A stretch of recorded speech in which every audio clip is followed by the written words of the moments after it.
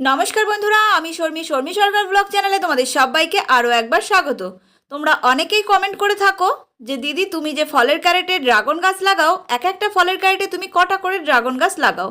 এখানে তোমাদেরকে অনেক কাছ থেকে আমি কিন্তু দেখাচ্ছি যে এক একটা ড্রাগন গাছে আমি কটা করে লাগিয়েছি। আমি যেহেতু আমার বাড়ির ড্রাগন গাছের ডাল কেটে চারা তৈরি করি, সেহেতু একটা একটা গাছের গোড়ায় দেখো 4টে 5টা 6টা করেও আছে।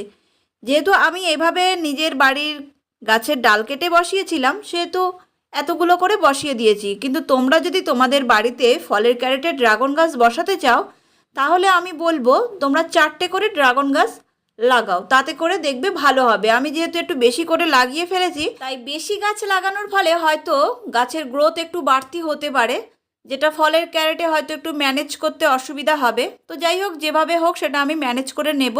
আমার মতে বলে তোমরা 4টে করে গাছ লাগাও, তাহলে তোমাদের সুবিধা হবে।